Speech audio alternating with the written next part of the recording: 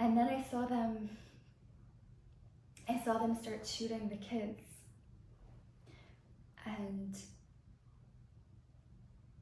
And the horror and the shock in which the darkness can win the light, I couldn't grasp, I couldn't understand. How is it possible that the darkness wins? And my soul left, and I was killed.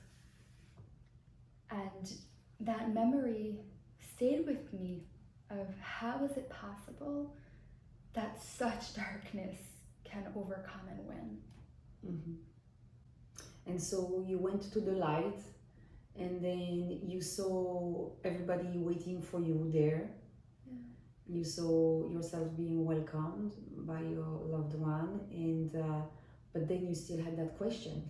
Yeah. And you said, hey, how come I had to experience so much darkness? And then you got an answer. What was the answer?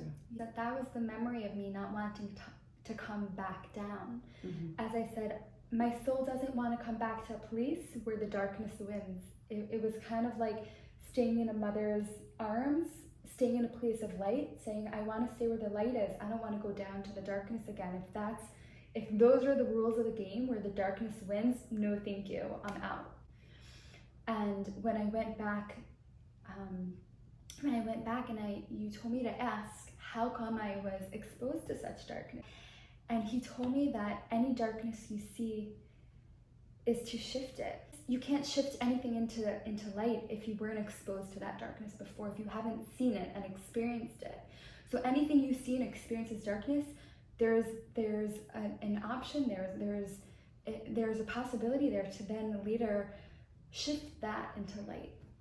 I felt like I can breathe again, and it wasn't only peace, it was kind of like remembering that, wait, this isn't where it ends. There's a continuation to this.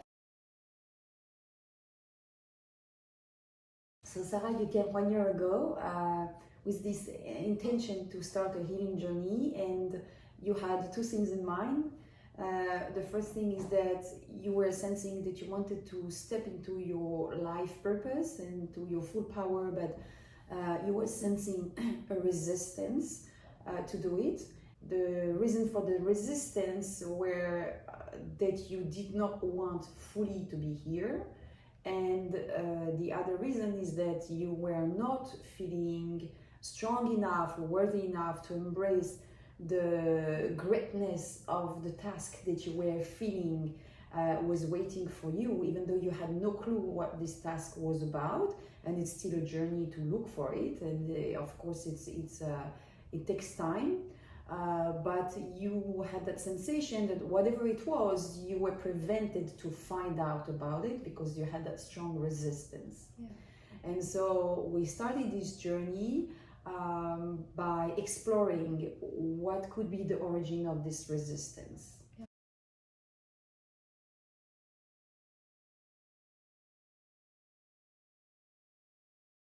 I've always lived with the long sense of my soul not really fully wanting to be here, and it was like the sensation that I carried within me. It was a mixture of both longing and a huge amount of sorrow and sadness, that they were just like constant emotions inside me that I would carry within. I just felt a longing for a place that I knew that exists, that I used to be in, and I just know that it's a place that's better than here. It's a place that's pure, it's a place that's clean, and my soul just wanted to go back there. I didn't really understand even why I was here, like why I was sent here. I felt like it was done by mistake, as they say that a soul chooses to come down here, and I felt like I wasn't choosing to come down here. There's a Hasidic story of Rabbi Nachman. It's called in Hebrew Halev v'Hama'ayan, a heart and a spring, which their whole life desire is just to come back to each other, meet each other, and their whole life they're longing for each other. And I remember learning it for the first time. I was 18 at the time, and I remember my body just started shivering, like the whole room just started getting really foggy and dense, and I had like tears in my eyes, and I just everything was getting really, really shaky, because I knew that this was the sensation that I was feeling during prayer. I had a story that can explain what I was longing for. My soul was like, it was telling me, why stay? And it would come up, like we would have like family events and going out with friends and like eating at good restaurants, and I would be like, oh my gosh, amazing. And I was like, this isn't it. I know this isn't it. And I couldn't fully enjoy it. And it was this pain inside me. So this sensation that you are describing, it's a sensation that is actually not so uncommon. And the only thing is that you had some clarity about it to be able to pinpoint what it was, but most people feel that anguish at the moment when there is a separation from the light. And as they grow up, they forget the origin of this, and it's becoming a form of anxiety or sensation that there is an inner void, sensation that sometimes I'm out of place. And finally people are trying and succeeding more or less to cover it up and to compensate with all kind of whether it's addiction or it's work or it's trying to find a purpose that would be more or less close to what would think is expected from a human being.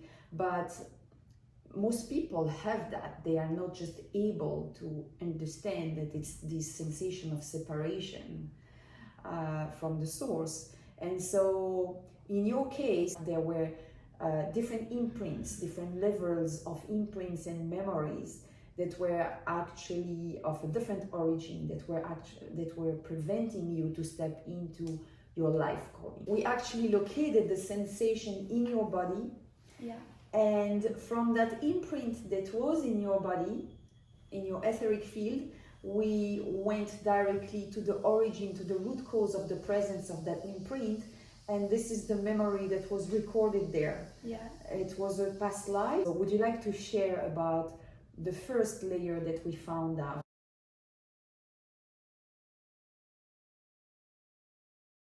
It was diving into an imprint, a memory of being unworthy of doing the job that I should be doing. And diving into that, I was walking onto this cliff, and a group of people were behind me, and it was like a long cliff, a cliff on both sides, and I was walking towards a light, and it was the most beautiful light one can imagine. And all I wanted to do was to get to this light. And I felt on my shoulders, I felt a responsibility of carrying this responsibility of taking the people behind me and taking them all towards this light. And in a split second, I saw the cliff, it kind of like cut into two. And I couldn't take them, and the light closed up, and I couldn't take them anymore. And I just felt like I felt like a failure. I felt like not only did I disappoint me, I disappointed all the people behind me. And I can't explain what it felt like. It was this deep sorrow of being unworthy, of not being able to get to where I needed to get to. And that was the memory of I needed to bring them to this destination, and I wasn't able to bring them there.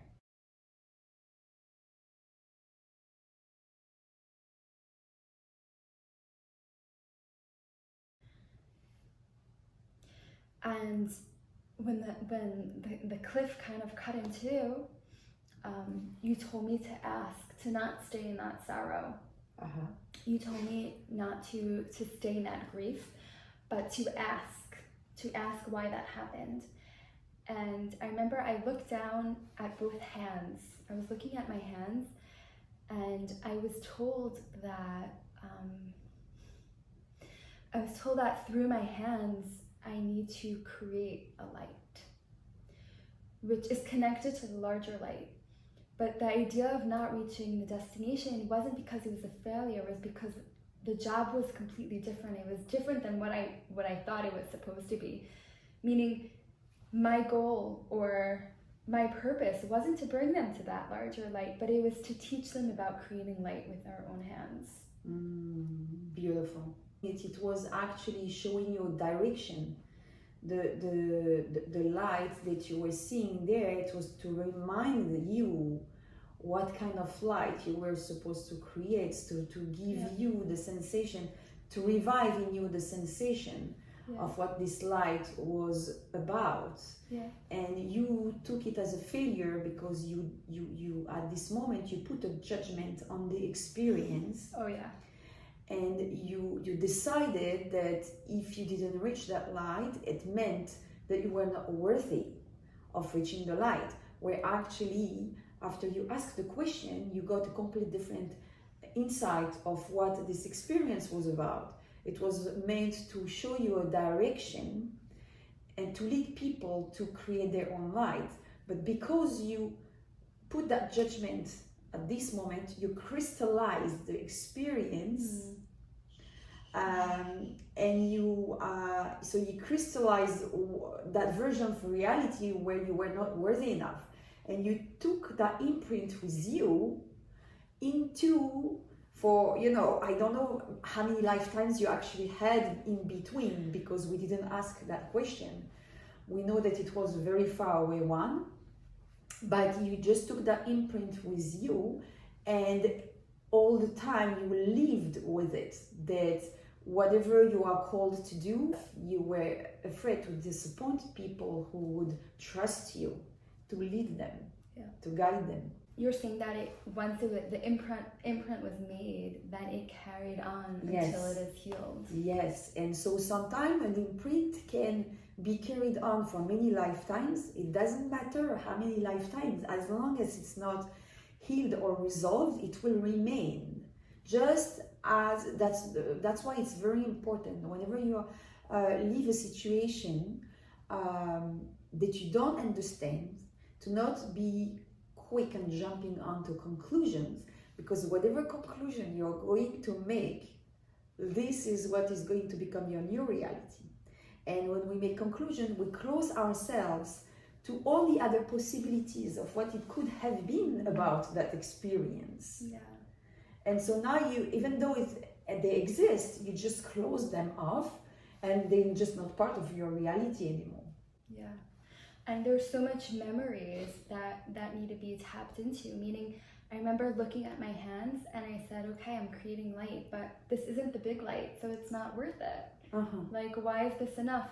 And then you said, no, ask the question. And then I was told that it's part of the larger light, and that was a memory for me. And it helped me actually return to the larger light. So once I close myself with these sensations and these memories of minimalizing myself and putting myself in smaller boxes, it's actually only limiting myself. It's not just limiting yourself. When you don't take your place, you actually give the space to be taken by whatever else. It's not just limiting yourself. Understand? There are other parameters that are depending on you deciding to limit yourself. So that was the first imprint that we found out, and then when you realize that we healed we transmuted the judgment, we healed that imprint, and you let it go of the imprint of judging yourself and thinking that you were not worthy enough. So now you knew that you were worthy, you knew that you were up to the challenge, but then we had another layer. More to come. Which was that you actually didn't want the challenge because you felt it was imposed on you. You felt you didn't choose it. And somehow you felt used and manipulated.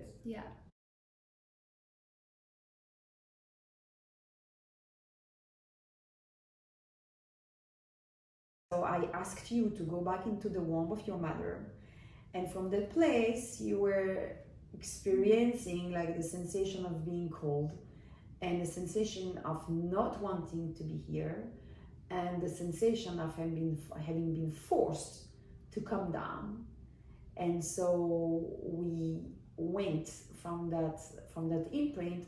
We sent you to the time just before this life incarnation, just before you were being sent, to see what happened there. And so what did you see? I was entering like this huge hallway where there were rows and rows of light, and it was as if I was looking at different souls, that they were in an in-between place where they were either going up or down, and they were just waiting for like these angels who were passing through to send them up or down. And what I remember was that I saw myself in one of these locations about to be sent up or down, and I saw someone come to me with a cape, and I couldn't see his face, and he grabbed me by the arm and he sent me down. And I was like, oh, this is the sensation, this is the feeling that I have where I felt like I was forced, that I didn't choose to come down. And this never made sense to me because I always thought your soul is supposed to choose to come down. And this was exactly the memory of having that. I was like, wait a second, I don't want to be doing this, and someone is sending me down. You didn't have an arm back then, but you were feeling the imprint on your arm as if you had been pulled down against your will, and if you were dragged by the arm, right? We kind of gathered a council up there in the upper world, and we asked, how come Sarah has been forced to come down? Yeah. And they didn't want to give a clear clue, but they told you it was about healing. And they gave you a clue that the imprint of that healing was in the sensation you had in the arm. And so we dived into this sensation of the arm, and it took you to a past life. Yeah. So I saw myself in the Holocaust. I saw myself as a male, as a rabbi, and a teacher in a children's room, which is called a cheder. And I saw myself sitting there with students and teaching them, these little children. And what happened was that I saw the Nazis come in, and they took me by the same arm. And what happened was... So you felt the sensation of you being dragged at the same place. Yes. By your arm, by the Nazis, and so that was actually the IP address of where this healing needed to take place. Yeah, it was being forced. I'm being taken to a place that I don't know where it is. And then I saw them start shooting the kids.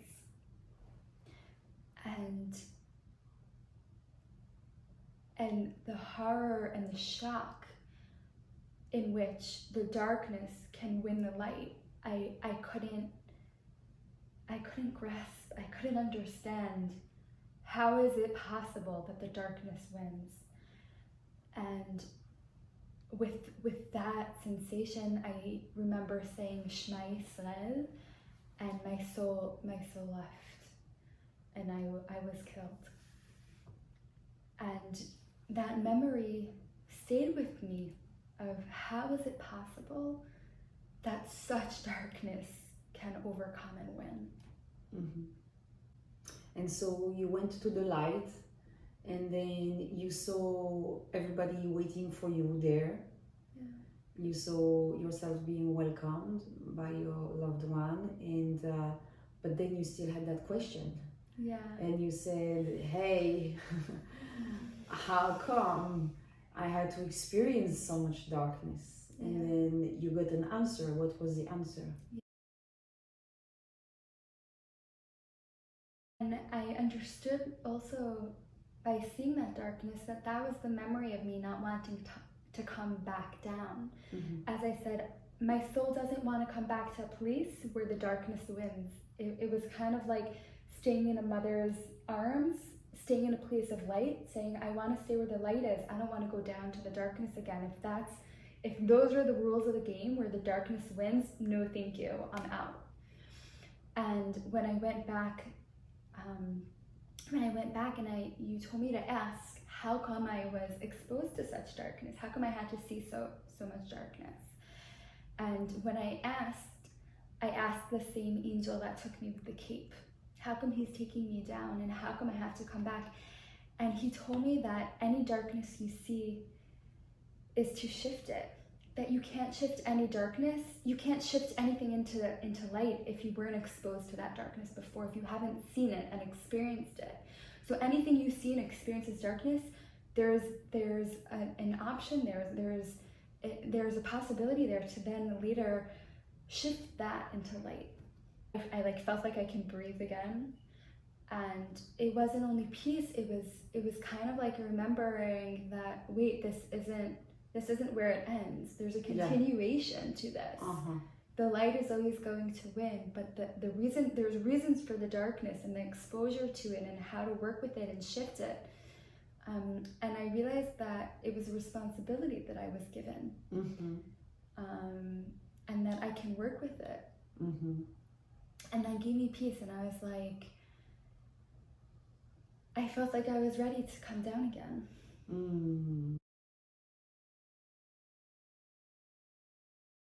We went back to the rose of soul. Yeah. Before you were being launched into earth. And then you saw that same man, that same being that came with the cape. Yeah. But this time you could see his face, right? Yeah. It was not hidden anymore. Yeah.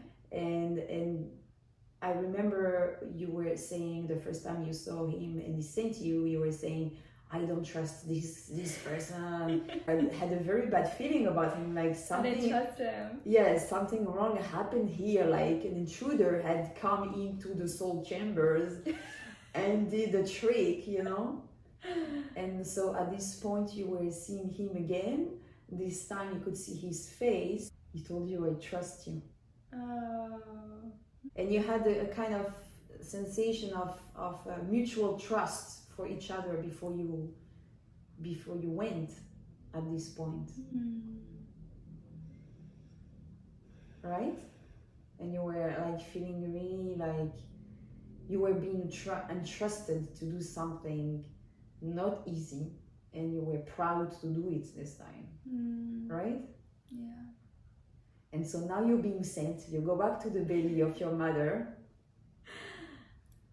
and now you re-experience the whole pregnancy, your soul adjusting in being in this, landing slowly, gradually into this dimension, hearing the voices of your parents, the voices of your siblings, wondering if they are going to understand where you're coming from after, seeing so much darkness, and you knew that they didn't have that same experience. And so you were proud and happy to this time to go for it, but at the same time you had that kind of anxiety if you were going to meet the understanding of the people you loved that didn't go through the same thing as you, that would maybe not understand what you went through. But at least you were ready to be launched one more time. And so you went through the birth canal again. Yeah. And it's interesting because when we did that rebirth, I felt like it was the first time that I was able to do that rebirth, because I went to this guru who he said, we're gonna do rebirth, and I can never get through that sensation of the pain of not wanting to come down. And once I was able to process why that happened and have an understanding, I had a choice. Yeah. And an acceptance, and then I was able to do the rebirth. Yeah, because you cannot do the rebirthing if you don't understand why it happened wrong in the first place. Right. So you have to heal first what was on the way in order to be able to rebirth from a place of empowerment, a place of embracing this life incarnation. And so this is what you did. Which is so nice to hear today, because when I went to him, he was like, this never happens. This never happens that I can't do a rebirth with someone. And I felt like something was wrong with me. I felt like I was like this odd case that like can't be repaired, kind of. Mm. I'm going to this master that I was sent to by other teachers, and they said, for sure. And I was like, what's wrong? How come it's not working? But was it a collective session or one-to-one session? There were 3 people there. Maybe that's why. Because you cannot... Or my body wasn't ready. You resolved those 2 layers of imprint. The first was that your judgment made you believe that you were not worthy enough. And the second was that you were not ready to fully incarnate in this lifetime. And now that those 2 layers were removed from your way, you still had to find out, okay, now what is this mission about? What is this life calling about? Okay, now what? Yes. So, and of course, this is a journey to find this, to find your voice through it. But you every day, at least first of all, at least you don't have obstacles on your way that prevent you to find out. And then, of course, to find out is a journey. But you remove the obstacles that are on your way. You make sure that you're not on your own way.